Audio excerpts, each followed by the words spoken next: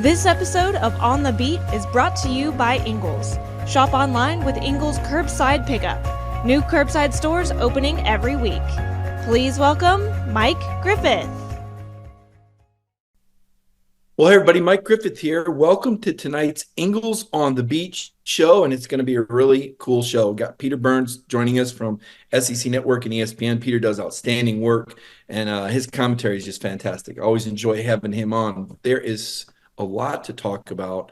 Georgia Tech, Saturday night, Atlanta, right? Not noon. Had a lot of people tell me, man, this messed my whole weekend up. I had plans Saturday night. Everybody knows that game's at noon. Well, not anymore. These Yellow Jackets are going bowling. Brent Key has improved this team from one year to the next. It's a different Georgia Tech team. And Kirby Smart told his players that, right? Javon Bullard told us that he said, hey, Coach Smart told us this is not the same Georgia Tech team that we've seen. And last year's was pretty doggone salty for the first half. Believe it or not, Tech actually outgained Georgia the first 30 minutes in Sanford Stadium and led the game at the end of the first quarter. I think they were the only team to do that, or the first team to do that last season. Now, this season, a little bit different. Let's go ahead and recap what happened on Rocky Top when Tennessee came out and broke a 75-yard run on the first play from scrimmage, and that place exploded. Like, I'm thinking to myself, this is it. This is the first ingredient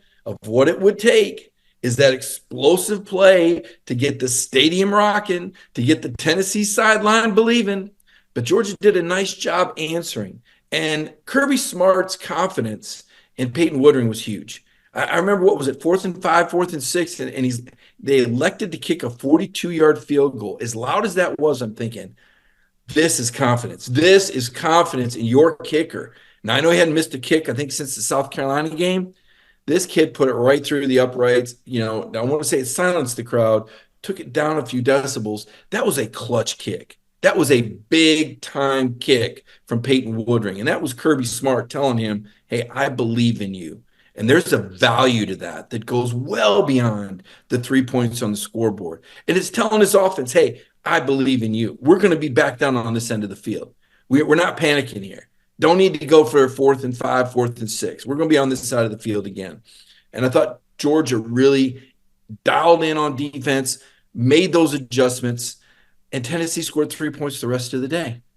The rest of the day at home, a Josh Heupel offense managed only 3 points on Georgia in Neyland Stadium. After that first play, give them credit for that first play, but I think there was about 203, 205 yards of total offense after that dynamic first play.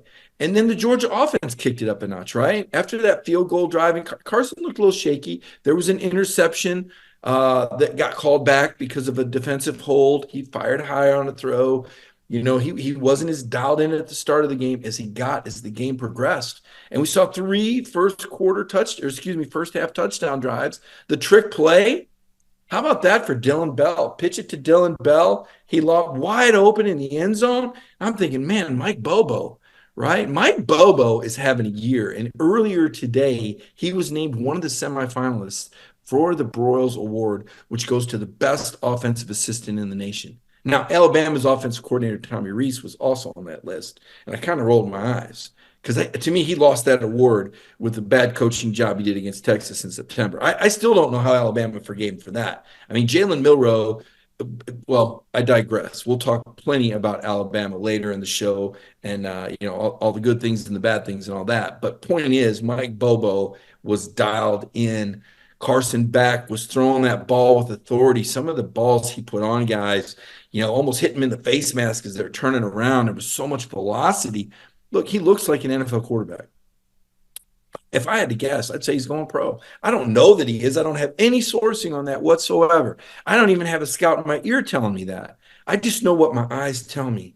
And I'm watching a guy with a rifle arm who's coming into his own. When he runs the ball, even, he runs with authority. Doesn't he look faster to you? I mean, when he takes off running, I see the athlete. Early in the year, I was like, oh, man, that's really ugly. Like, does this guy got any running skills? And it's like all of a sudden a switch has been flipped. And when Carson runs, he looks dangerous. He doesn't just look adequate. He looks like he can be dangerous. And kudos to him for knowing when to run. He really picks his spots well. I mean, there's a few things about Carson Beck that make him elite, okay? Number one is the processor in him. Now, I haven't got him on the clock yet with a Rubik's Cube. We've talked about him solving it in under a minute. I'm sure at some point he'll do that on camera, right? But this guy is such a fast processor, and it's an ability to see patterns, right? He sees things that we don't see. He recognizes things that the naked eye can't see, right? It's like NASCAR and Dale Earnhardt seeing air, right? This guy has an incredible fast processor between the ear holes. And that is so big. Quarterbacks have to think in windows, right? When you're watching that primary receiver and he's covered, when you shift, you have to already have an idea of where that next receiver's at. Like in your brain, it's almost like lining up a 3-point shot and it's not there. And if somebody could move you somewhere else on a basketball court, now you got to hit from this distance and adjust your skills, right? Your coordination and your skills. And Carson's got that. Carson is able to go through his progressions quickly and still make incredibly accurate throws. I mean, think how much is involved in this. And all this while there's bodies flying around you. While you're hearing pressure coming, you're feeling pressure coming behind. There's a guy diving at your feet, right? The crowd's exploding, right? A referee just ran in front of you, and there's so much going on. And for a quarterback to be able to process, number one, process, number two, have the arm talent to make those throws. Carson Beck has NFL arm talent. We've known that from the beginning. Carson Beck has a fast processor. We've known that from the beginning, right? But what about the heartbeat? What about the poise? Right? What about the control? This is what's been getting built up over the years in practice while he's been waiting for the opportunity. And he's ready, folks. Right now, Carson Beck looks like a national championship quarterback. It's just a matter of the rest of this team coming in around him. People said, man, why do you think Carson looks so much better? I said, well, his offensive line's protecting better. He's got guys getting open that weren't getting open before. Those are a couple things. And then number three, the confidence has come with that. He's able to anticipate more. He can trust his receivers to be where they're supposed to be. That wasn't necessarily the case earlier this year. Guys weren't running the right routes. People, oh, man, Carson missed that guy deep. No, he didn't. That guy bent in when he was supposed to keep going straight, right? So, but now that he's got guys out there and he's able to see those windows, like I said, he's looking at receiver one, but in his brain, he's got windows for 2 and 3 in his brain where one closes down and he shifts. He already knows what he's going to see, and he's already in the motion to throw, right? So what we're seeing from Carson Beck is really breakthrough stuff. You've seen a guy go from being a very good college prospect to an NFL quarterback right before your eyes. As for the decision to come back or not, that's a business decision. That's a business decision for him and for his family. He has to look at who else is coming back at Georgia. McConkey's probably coming. McConkey will be gone. Bauer's likely gone. I don't know about Rah or Lovett. I would think they're coming back. Goodness knows they've got a ways to go. But you're losing 2 of your top targets. You're losing, a couple. You're losing your center. You're losing Tate Ratledge, right? Those are the arguments to say, okay. But then there could be something in him, right? If Georgia doesn't accomplish the goals, if he hears from someone, hey, this is a really good quarterback class and you'd be the number 3 or number 4 quarterback. And if you come back, you could be a Heisman guy and you could move up to number 1. There's a lot left to be determined. I just think right now he looks like he's got that option. If Carson Beck wants to go to the NFL, he could be in a camp competing for a job next year, not as a backup. He wouldn't be getting drafted to be a backup, okay? Somebody's going to draft this guy to be a starter, and that means he'll go in the first 2 rounds if he goes. But I don't know that he's going. So enough talk about what ifs. Just want to compliment Carson on his progress. Amazing. Let's get to Ladd McConkey, all right? Here's the deal. Ladd didn't practice much at all last week. It wasn't until later in the week, and he didn't go a lot, okay? That ankle that he injured against Ole Miss was bothering him all week. He was a captain for this game. He tried to play. The ankle wasn't there. He couldn't do Ladd McConkey things. And if Ladd can't cut and Ladd can't plant and explode, then that's just not a version of Ladd McConkey that needs to be on the field. Tate Ratledge, best case scenario from the sounds of it, bumped knees. Kirby made it sound like he didn't sound like he was going to miss any time. So really good news on the status of Tate Ratledge. Also said he thought Brock Bowers was just sore. Brock has been practicing, but when he's practicing, he's not getting tackled, which means he doesn't have the force of 300, 400 pounds of guys tackling him, bringing him to the ground. In the game, that's happening. It's putting more stress on the ankle, so he feels it more, right? There's no setback beyond that from what Kirby said. Just a guy who's really sore. Another really good start for C.J. Allen. This kid has come on at the Mike linebacker in a way that I could not have anticipated. I'm going to be honest. When Jamon Dumas Johnson went down the injury with the forearm, I just thought, oh boy, this is not good, right? This is your emotional leader, right? And I had flashbacks to when Jordan Davis suffered the elbow injury against Kentucky in 2020. Remember that? They beat Kentucky like 13-3 on the road, but JD hurts his elbow.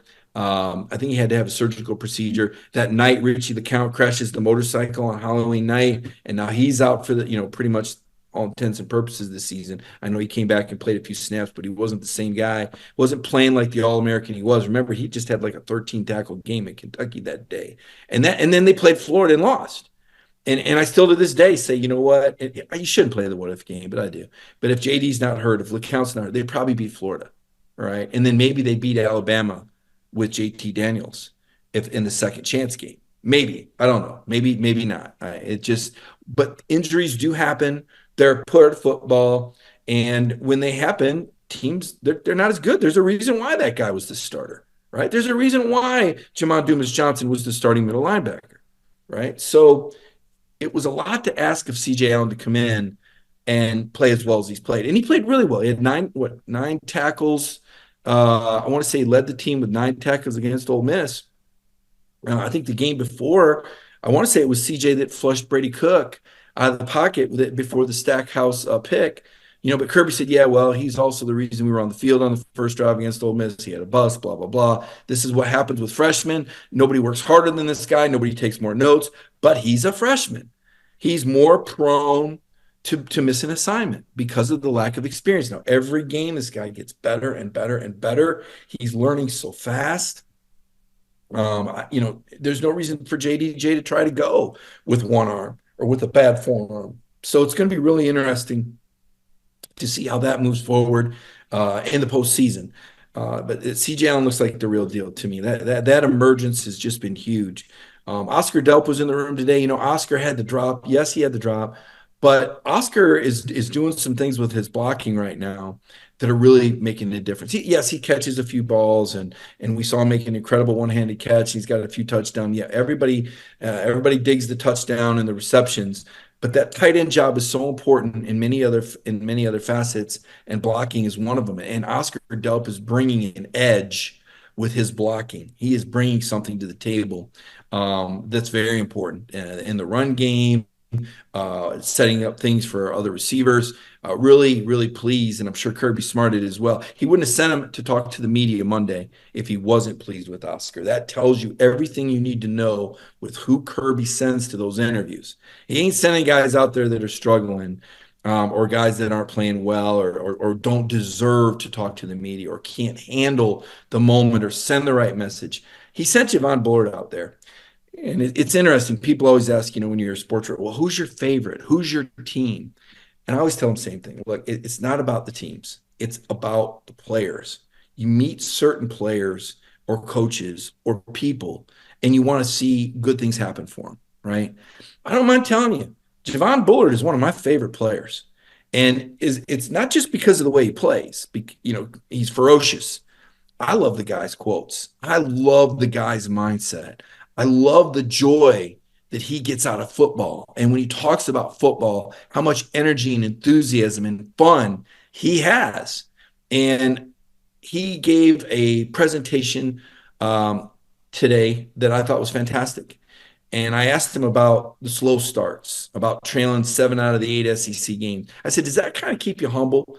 Does that kind of keep you guys grounded? And, because Kirby always talks about complacency being the enemy. Well, how can you be complacent when you've trailed in 7 out of 8 SEC games and given up opening drive touchdown? There's more to go. And Javon basically said, hey, we hear you. We're on upset alert. We're on upset alert every week. We hear what people are saying. Like, they get it. They're playing the game. I like that the player embraces and understands what's happening here.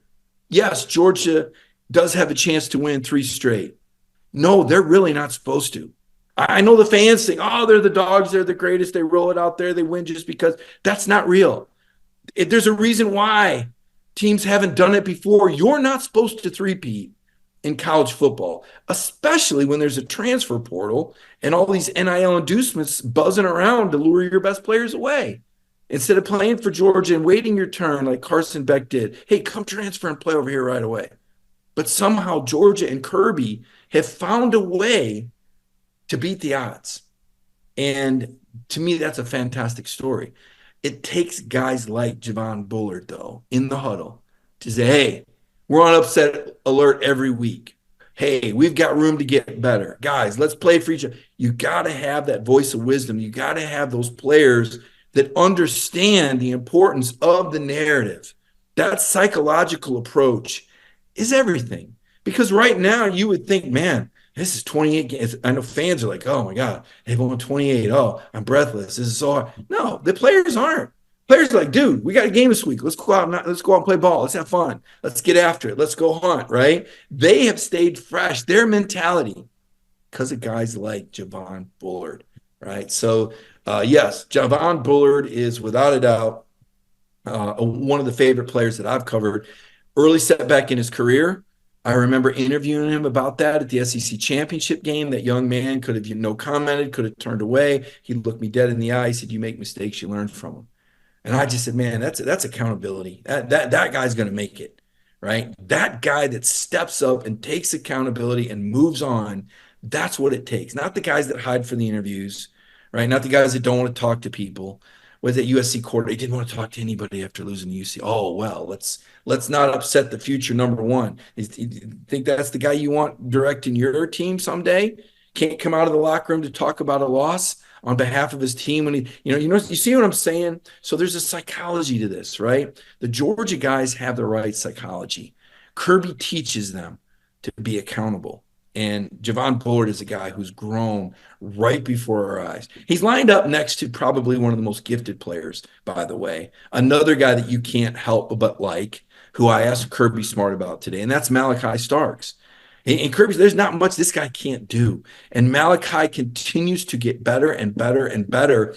And his ability to tackle, his ability to cover, this enables that Georgia secondary to do so many different things. It's kind of one of those hidden secrets, right? Like everybody's got 11 guys, everybody's got X's and O's, everybody's got schemes, right? But the Jimmies and the Joes aren't the same at Georgia.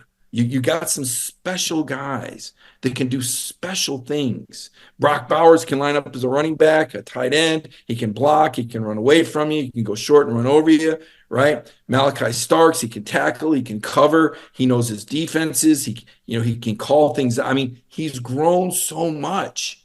When you've got CJ Allen, this guy's a freshman playing like a fifth-year senior because Kirby said these guys aren't normal. Him and Raylan, they take notes. They're not. He goes, these guys aren't normal freshmen. Their maturity. So the culture that Kirby's created, when we talk about culture, it's players like this that make up the culture. These players are the pillars and the backbone of that culture. Anybody can put sayings on the wall and tell everybody, okay, we're going to say this 3 times. I will play for my team. No, that's not how it happens.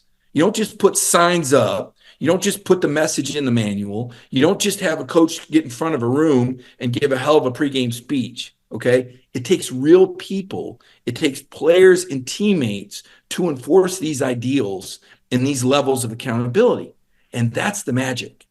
That's the magic, is that Kirby builds his roster and these players develop and learn from the players ahead of them. You always hear he say, well, you got to give this coach time to bring his players in and build his culture. And he goes, yeah. Well, this is what's happened. These are Kirby guys. We are seeing the Kirby Smart culture, which is basically a new and improved Alabama. A lot of this happened at Alabama. Kirby won 4 national championships there as the best recruiter and the defensive coordinator. I think there's an argument to be made now that Kirby Smart had a lot more to do with those national championships than maybe people gave him credit for. Alabama fans don't want to hear that. Right. But you look at what Kirby's done at Georgia, Alabama's defenses don't look the same. Now, we're going to have a chance for these teams to settle it. And here, just in a couple of weeks. First things first, Georgia Tech. And listen, everybody probably remembers that when Brent Key was named the interim, I was the one standing on top of the box going, hire this guy. There's nothing else to think about. This is your guy. This is your Kirby Smart. This is your former All-ACC offensive lineman, your former team captain. This guy has coached in Nick Saban's system. He was on the Alabama coaching staff. This guy's beaten Georgia as a player. He gets it. All right. And I know, he's not one up to, stand up there and pontificate and give the most complicated post-game media That's not Brent Key. Brent Key is a player's coach. Okay. This guy's a really good coach. And he's done some really good things there in a short amount of time. Some Georgia fans are excited about, I want to see that rivalry game. I'm just like, guys, have at it. You love this rivalry so much. If it was me, I'd want to roll over the easiest team possible the week before the SEC championship game. But other people have a different point of view on that. I respect that and I accept that. And this guy's going to give you the game you want. Okay, Georgia Tech's going to be ready. I don't think they're going to beat Georgia. Of course not. They're a 3-touchdown underdog. But do I think they're going to play tough? I do. Do I think the Georgia players are going to feel it the next day? I do. And the only consolation you can take is that Alabama's playing Auburn that same Saturday at Auburn. So the Tide's got to go through a little bit too this Saturday. But yeah, Brent Key, Buster Faulkner, you remember he was at Georgia. He was the go-between Todd Monken and Stetson Bennett when Stetson told us that he butted heads with Monken. So he would talk to Faulkner on game day because that way him and Monken wouldn't clash. And that was kind of Buster's job. And Buster, beyond that, did a really nice job helping Stet develop into a Heisman Trophy finalist last year. And of course, Kevin Shear was on Kirby Smart's staff at one point, and then he got a coordinator job up at Tennessee. And now this year he was promoted to coordinator. And so there's a lot of familiarity over there. Don Blaylock, Brett Seether, a couple former Dogs on that team. This is going to be a really good battle in Atlanta on Saturday night at 7:30. Of course, I mentioned Alabama-Auburn, and we all saw that Auburn got absolutely humiliated by New Mexico State. I'm going to ask Peter Burns about that. I'm going to ask him about Kirby Smart. 28 straight wins right now. If the next one he wins will tie Clemson and Florida State for the longest win streaks during the college football playoff era, which started in 2014. Okay, I think the longest FBS streak in modern era history. And when I say modern era, I mean 1966 to now. I think there was a Toledo team that won 35, and I believe there was another team that won 34. Might have been a Miami team that won 34. I'll have to double check that later in the show. But what Georgia's doing right now is historic, and the fact that Kirby is doing this in an era where there's portal and easy transfer rules. I mean, that's just ridiculous. The first coach ever to win the SEC regular season with 3 straight 8-0 seasons. That's never happened. Spurrier didn't do that in the 90s. Saban didn't do that. Georgia's done that. That's unprecedented, and I don't think it'll ever be replicated because I do believe the league is going to go to a 9-game schedule. So when people talk about this divisional era, when they started the divisions in 1992, and this is the last year of the divisions, Kirby Smart's going to be known as the only coach to have 3 straight 8-0 seasons. Georgia Bulldogs, the only program to do that. So just some remarkable things going on. I want to get Peter's take on that, as well as some of the rumors out there around jobs, Arkansas, Texas A&M, Florida, all sorts of things to talk about, just a variety of things, just like when you go to Ingles, there's all sorts of things in Ingles. There's a variety of products and the same consistent service every time. I want to take a moment right now and recognize our sponsor, Ingles. When we come back, it's SEC Network star Peter Burns. Did you know that Ingles sells more organics than any other store? Or that they run their own dairy? Or that they only serve USDA choice and prime meat? Did you know that they have more local craft beer than any place else? Or that they have Energy Smart stores? Or that they professionally slice and package imported cheese from Europe? Did you know about their giant international aisle, local farm partnerships, curbside pickup, wine department? Or that they donate 3,956 meals a day to local food banks? Well, now you do. It's all in the bag. Ingles, low prices, love the savings. Welcome back to the program, and as promised, Peter Burns from the SEC Network and ESPN. Pete, thanks so much for joining us. Obviously, we are reaching the climax of the end of the regular season here, and man, it is so exciting. And what's happened in Georgia with Kirby Smart. And we knew coming into the year, yeah, Georgia's won back-to-back titles. Nobody else had done that in the playoff era. Now we're talking 28 straight wins. Now the next win he has ties him with Clemson and Florida State for the longest win streak of the CFP era. You cover this every week. You chronicle this. Can you put into perspective what Kirby's done? I mean, what are your thoughts on what the Georgia head coach has been doing? Yeah, Mike, I mean, I talked about it on my show this morning, and the fact of very rarely do you get a chance to live through history. And that's what we're having a chance to do right now, watching what Kirby has built in Athens, right? And so, it's the 28 straight victories, and they continue to roll.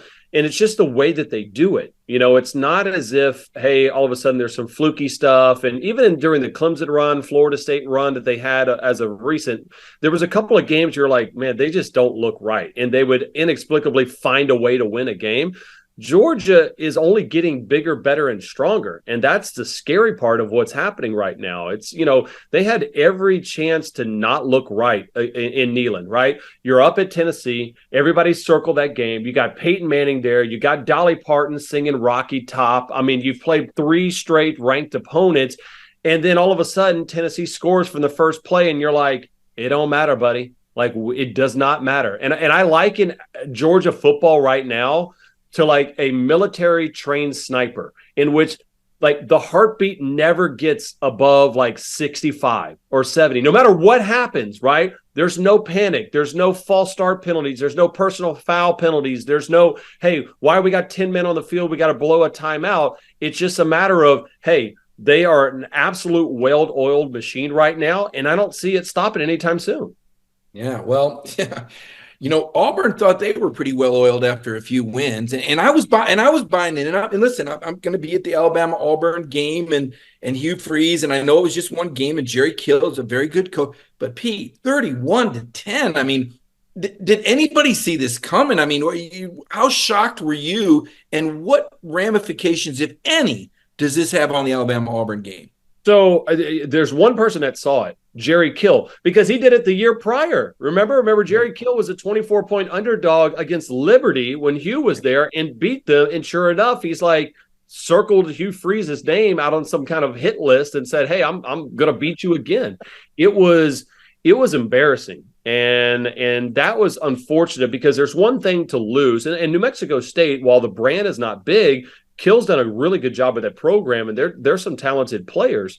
And so there's no fault in losing that game, although you always should win it. But the way you got dominated by over 200 yards, it's inexplicable to me. And so what's funny is I was walking into the SEC network today, and Roman Harper's walking in to do his show right afterwards. And he's like, can't believe Auburn did that. And I go, I know, man, I can't believe they lost that game. And he goes, can't believe they lost on purpose just to kind of reel Alabama into some false sense of security. I go, listen, man, I love a good CIA operation and some conspiracy theory, but I can't get that far on it. It definitely puts a damper into the Iron Bowl, because I thought had they won that game, then you're talking 4 or 5 wins in a row. The offense is looking better. Strange things happen to Jordan Hare. And I just don't see that being a close game. I think Vegas has it right with Bama by 3 touchdowns as they're peaking. Wow. I don't remember what the spread was 2 years ago, but I was there for that game with Brian Harsin, and probably about 3 touchdowns. And there we were going into the fourth quarter, and it's 10. I remember looking up the scores. It's really 10-0. Bryce Young really didn't score through 3 quarters. Auburn was really winning that game 10-0 2 years ago. So I agree. It certainly looks like Bama's rolling. The tide is on fire. They absolutely dominated UTJ. But there's just a part of me that wonders, if Auburn can find a way to make it interesting, if they can carry that game into the fourth quarter. I don't know that I'm completely convinced that Alabama's all the way back. I look at the Tennessee game a few weeks ago. I say, Tennessee was beating them by 2 touchdowns in the first. We will see, but it is Alabama-Auburn. It's a big game. It's an afternoon game. SEC Nation's going to be there this week. Look really forward to that. So Alabama-Auburn is what it is. We've talked a lot about Georgia Tech already. Billy Napier, listen, and I always preface it by saying this. He's a really good guy. He's a really nice guy, because not all coaches in this business are really good, really nice guys, all right? But this is a really nice – you trust him to babysit your kids.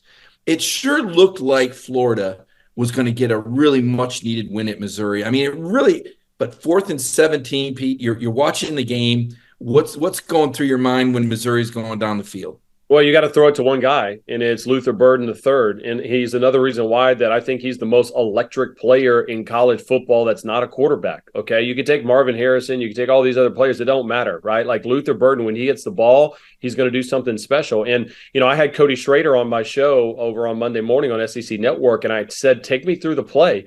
And he goes, man, I knew I was going to be blocking. And he's like, the actual route on 4th and 17 was supposed to go to Theo Weiss, but Luther Burden found a little bit of a seam, and Brady Cook looked off at Theo Weiss and said, listen, there's Luther. And it was an impromptu sit where you can, and Brady Cook will find you 17, 20 yards down the field. And he did it. I mean, Drink has done a great job. And for Florida fans, I almost say, take a look at what Drink did, right? First year, everybody's like, who is this guy? I don't know who this head coach is, but I'm told he's pretty good coming from App State.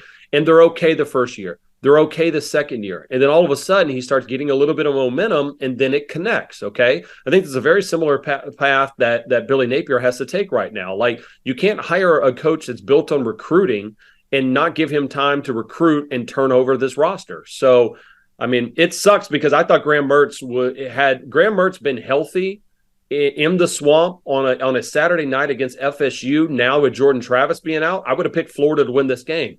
I think Max Brown is good, and I still think it's a close game. But, man, that really changed. Those two injuries, it's a shame we're going to see backup quarterback versus backup quarterback on Saturday night in the swamp. I'm sure Billy Napier agrees.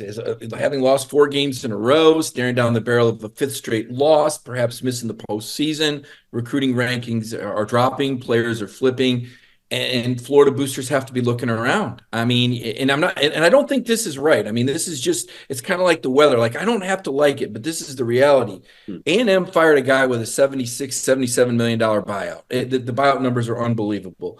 And Mississippi State fired some poor guy who didn't even get to coach 1 season, right? Which is just, to me, completely, and if you're Florida, you're kind of in the middle here. You're talking about a $33 million buyout. You're talking about a second season. Is this really the guy that's going to take you into the future? All the other pieces are in place. The money's there, stadium improvement. But is this the guy that you're going all in? And more importantly, will the recruits stick with him? And I guess that remains to be seen. And you brought up that Florida State game, Peter. That is so big. If they were to beat Florida State, I don't want to say everything would be forgiven, but I think it would breathe life. I think Billy Napier's coming back, but I do think there might be a little bit of doubt if he loses that game. What say you?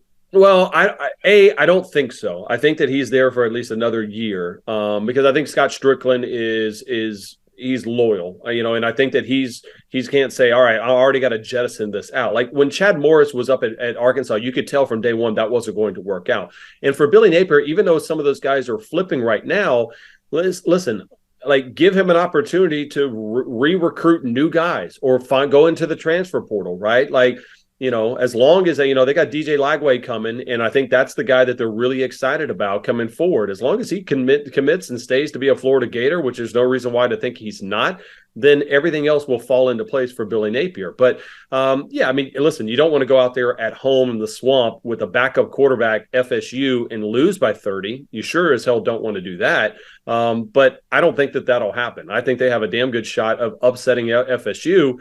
And trust me, there's no bigger fans right now than not only Alabama, but even Georgia fans should be pulling for Florida because, hey, if you get into Atlanta and you lose a game 31-28 on a last-second field goal to a good Bama squad, now you're going to start resume comparing yourself to everybody, and Georgia's resume is going to be pretty damn good, and their only loss would have come in the SEC championship game. I still don't think they lose that game, but it doesn't help to have little backup insurance plans at all.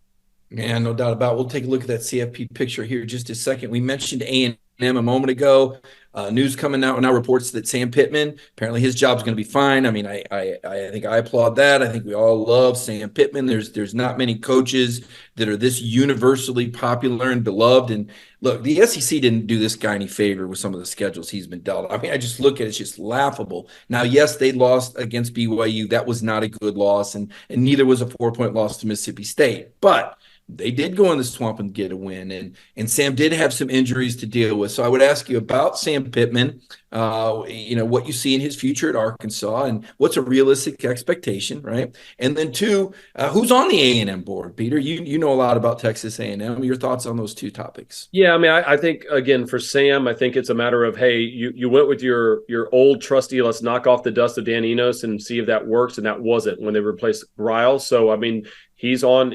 I would imagine he probably went to them and said, "Listen, give me another year, give me a bunch of money to hire an offensive coordinator. I'll fix the offensive line, and we'll get it going."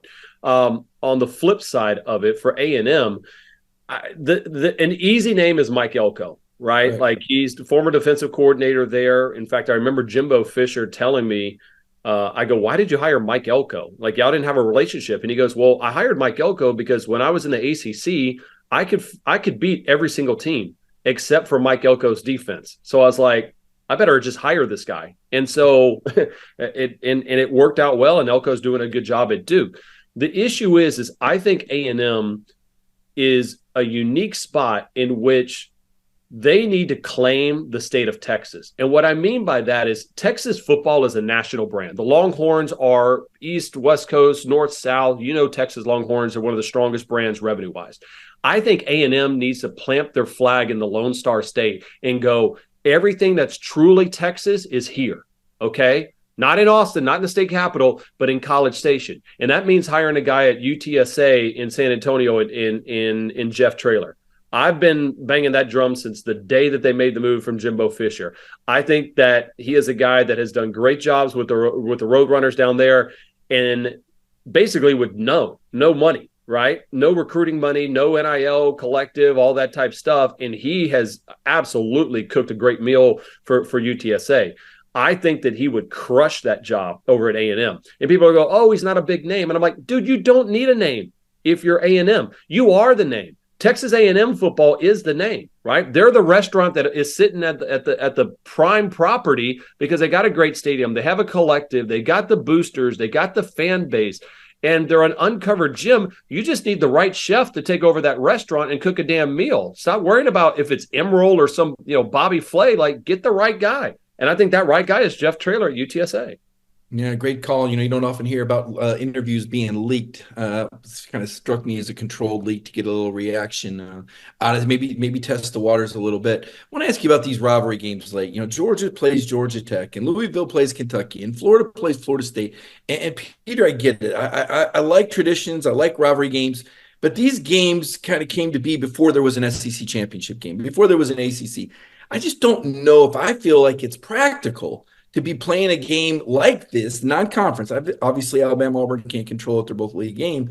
But why are you playing these games at the end of the year instead of maybe at the beginning of the year? And I guess I would float that out there. Because what it is an opportunity to save your season, right? Like you go back and look at Kentucky and what Kentucky has dealt with, and they've had a horrible season. But if they beat Louisville, all of a sudden that changes things, right? South Carolina, same thing. Hey, man, it hasn't been a great year. Everybody's been banged up. You beat Clemson, you're going to be talking about the year that you end up beating Clemson, right? Same thing with Florida and Florida State. So to me, I love the fact that we have these as kind of a, hey, all right, this is like the bonus ball in the three-point shooting contest. It's like, all right, well, you didn't make the other ones, but if you do this one, everything kind of changes. And it flips too, like, you can have a great season, but if you lose that rivalry game, it could cost your ass as well, too. So, pardon me, I don't know if I'm allowed to curse, but I don't think that was you are. You are. And it was such a fantastic analogy. You can say whatever you want. That's the best argument that I have ever. I got to tell you, I've been saying this for years and years and years, and you just came up with the perfect argument for why. Because you can save your season. I guess I just had the flashback of watching DeAndre Swift get his shoulder separated by some human missile for Tech. He's got nothing to lose. Season's over. George Pickens getting in some mindless fight. Now he's thrown out for the first. It can happen in any game. It just seems like in rivalry games that there's more intensity. And to your point, now Tech's got something. They're going to a bowl game. Don't think anybody's going to be looking to get kicked out. Before I let you go, want you to look ahead, and coaches, Kirby and Nick would not approve of us doing this, but I want you to look ahead at the Alabama Georgia game, some initial thoughts, and then go ahead and finish out your thought on that college football playoff picture. You just mentioned everybody should be rooting for Florida State to lose because if an undefeated Florida State is sitting there, it's going to be real hard for the committee to put any one-loss team in ahead of them.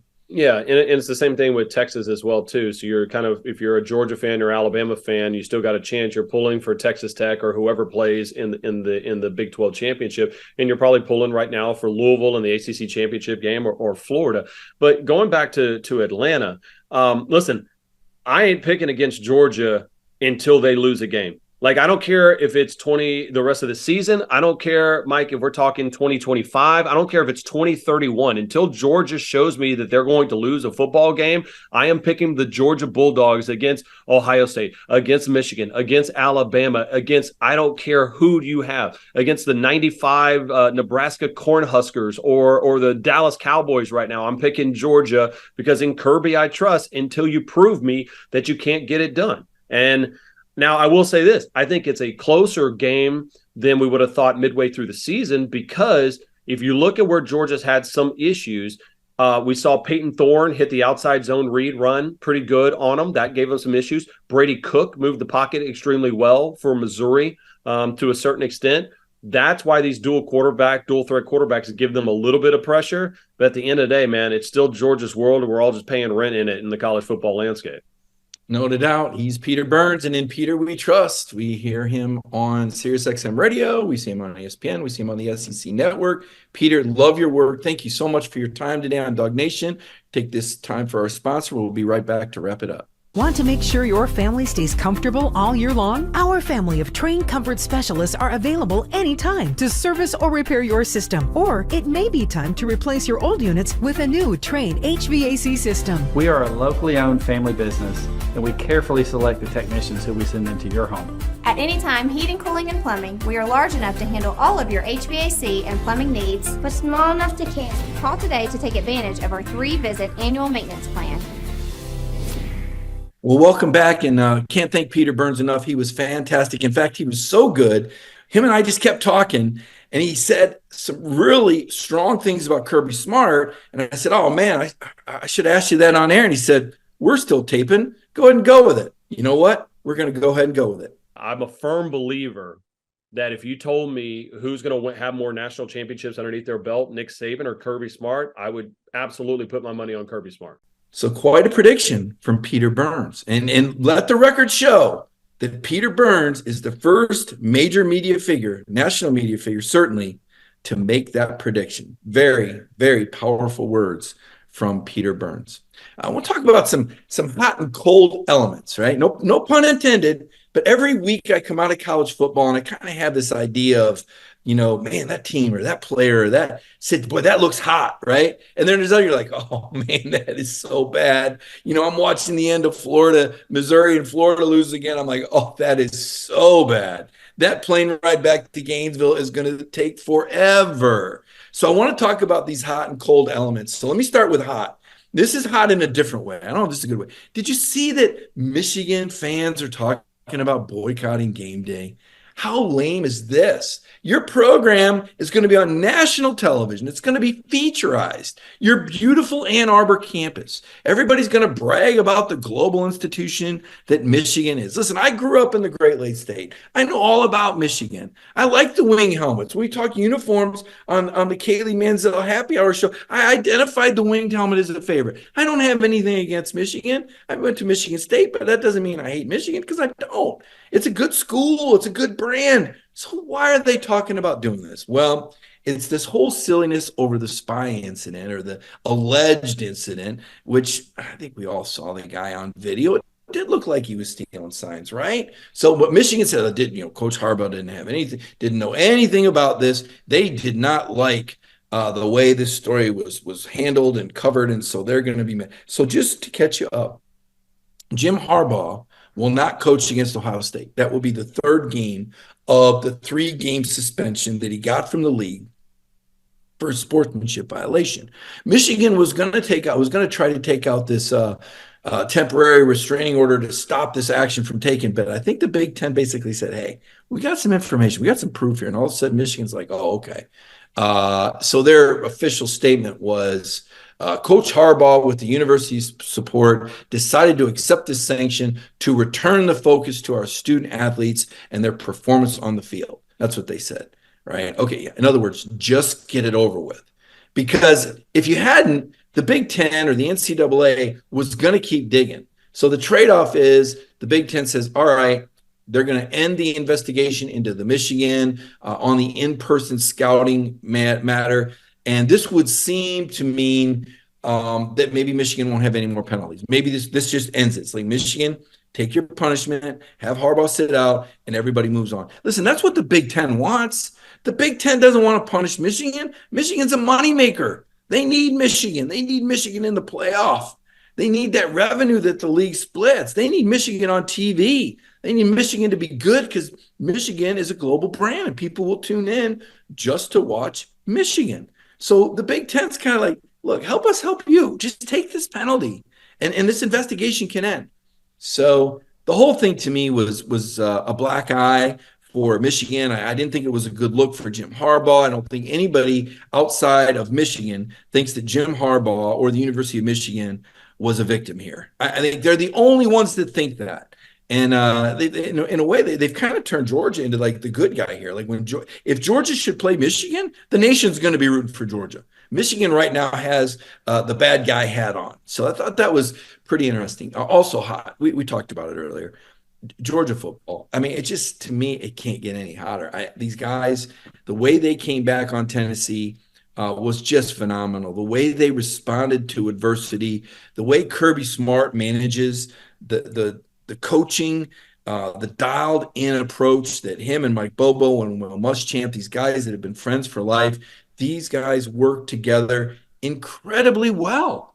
I mean, Kirby Smart and Mike Bobo, I'm thinking like Captain Kirk and Mr. Spock here. I mean, there's some chemistry going on here, right? I mean, Bobo, his offense has responded every time Kirby's defense, Kirby's still kind of unofficially over that deep. The head coach knows what's going on defensively, and he's not like Saban. He's not going to try to pass it off on somebody else. Kirby knows he's in the middle of it with Will and Schumann, and those guys have given up 5 opening drive touchdowns, and Bobo's offense has responded. And you got to like that for Mike Bobo. There was a lot of people that doubted him, and I don't think he's doing all this to prove anybody wrong. He's doing this because he's a pro, and this is what he does.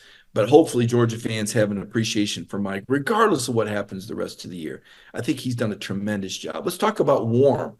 Right now, I think Florida State's playoff hopes are just kind of warm. They're not hot anymore. They started the year on fire. Florida State, remember that second half against LSU? Oh my gosh, Florida State. Wow, these guys are really good. Then they went into Clemson and won at Clemson back when we thought Clemson was still really good. And you said, oh my gosh, Florida State, these guys are. Well, now Florida State has lost their quarterback, Jordan Travis, for the remainder of the season. He's not going to be there when the Seminoles play in the Swamp against the Florida Gators this week. He's not going to be there. Well, he may be there. He's not going to be in the game when the Seminoles play against Louisville in the ACC championship game against Jeff Brom's Cardinals, who, by the way, play Kentucky to finish their season at home this week. Hard to believe Louisville's only lost 1 game.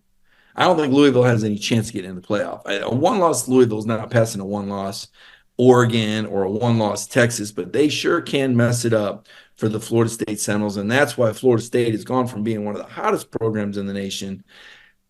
I'm just going to keep them at warm. They're still undefeated. You can't say an undefeated team is cold. I can say the Florida Gators are cold. We talked about this earlier. The Gators, oh my gosh, kick a field goal. Looks like they're going to get a big win over Missouri. Maybe Missouri's having that hangover game after beating Tennessee, getting revenge, and here comes Florida. But Graham Mertz gets knocked out of the game. Doesn't matter. Gators kick the field goal. They're up, and they get Missouri into a 4th and 17 on the final drive, and Missouri converts. You're going, oh my gosh, this is so bad for Florida. So bad. 4 losses in a row now for the Gators. If the Gators lose to Florida State, that's 5 losses in a row and no bowl game. Now, there's different opinions on whether or not Billy Napier would be fired. And I think they probably coincide with different opinions on whether the athletic director could be in trouble with 5 consecutive losses. Now, do they stick with him and give him a chance to build? It's been 2 years. Do they really believe that Billy Napier is the guy? That's for Florida fans to figure out. I know this. I think he's a really nice guy. And that's kind of where I always stand on this. I know what I think would probably happen. In this day and age, I see coaches fired for far less. I think ultimately it depends on the recruiting class. It's splintered somewhat. Two guys have flipped in the last couple of weeks. If that Florida recruiting class continues to splinter, I don't think Florida's got a choice. But if he can hold that recruiting class together, maybe he gets another year. And I'm fine with that because, like I said, Billy Napier is a nice guy. I don't root for anybody to be fired and lose their jobs. That's not fun for me as a reporter. I don't like talking about it.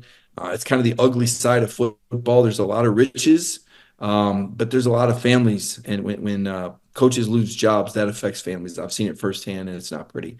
Coldest to the cold, freezing cold, USC football. I mean, Lincoln Riley was supposed to be all that in a bag of chips. Remember that high contract he had? At one point, I think he was the highest paid coach in college football. And Kirby was for a minute. And then as soon as Nick found out, he made sure that, he had to make more than Kirby. But this guy, they have dropped to 7-5, 3 losses in a row, 5 losses in the last 6 games. Caleb Williams. Now, Caleb Williams is a talented guy. Kirby tried to get him at Georgia. Remember, he tried to get him here after Georgia won their first national title. They tried to get Caleb Williams, which Stetson Bennett was understandably not happy about. But Caleb Williams, 31 of 42 passing for 384 yards and a touchdown. But he was also sacked 4 times in that game. There's got to be a lot of frustration out there in Los Angeles. Does anything happen to Lincoln Riley? I don't know. You got to think Caleb Williams is still going to be the number 1 overall pick, but you got to have questions about this guy now. I mean, I do. I mean, does he have franchise quarterback talent? Absolutely. But what about the intangibles? Are intangibles enough to cancel out a number 1 talent? I don't know. Time will tell. Time will tell. I will say this. I'll go off on a little bit of a tangent here. Speaking of quarterbacks that finished college on kind of a dour note, C.J. Stroud last year, when we were doing our interviews, and I was doing my interviews with the Ohio State guys before the Georgia game, C.J. was kind of a quiet guy, very grounded. He didn't seem overconfident or cocky. He just seemed very determined. And I thought to myself, here's a guy that never beat Michigan in his 2 starts. Here's a guy who leaves Ohio State without a Big Ten title. Here's a guy, and who ultimately lost to Georgia despite playing one of the most amazing games I've ever seen a quarterback play. And I felt bad for this guy. And if you know the story, his father, kind of out of the picture. And he goes to the Houston Texans, and I'm like, oh, man, that is so sad. Because he had this tough college career, and now he's going to the Houston Texans. You know what? He's doing fantastic. So happy for C.J. Stroud. Good for you, C.J. Stroud. Josh Dobbs, guy covered at Tennessee. He was a journeyman backup with 5-6 teams. Finally gets a shot. Happy to see these guys have success. So Caleb Williams, it can still turn around. A year from now, you could be in the NFL doing great things. You just want to see how the attitude goes, right? You want to see the charisma. But in C.J. Stroud and Josh Dobbs, 2 former guys that I cover at different times, in different situations. Good to see these guys having success. Another guy I covered for 1 year. He's out there at USC. About Barry Alexander. Barry Alexander had 6 tackles in this game, right? What would Barry Alexander be doing if he was at Georgia right now? I don't think Georgia would have lost any more games. They haven't lost any. I think if Barry was here, they probably would have won all the games they've already won. I think he would have been getting everything that he would have wanted. I think Barry Alexander becomes a cautionary tale for Georgia players that aren't getting the snaps that they want or aren't getting the snaps that they feel like they need. You can go out here and make more money and maybe get more exposure.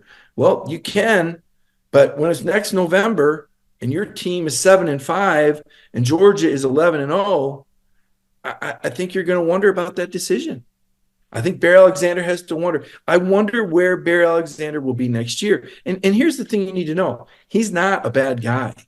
When we talk with some of the Georgia players, they talked about Barry being a good leader, putting him under the wing, hardworking guy, right?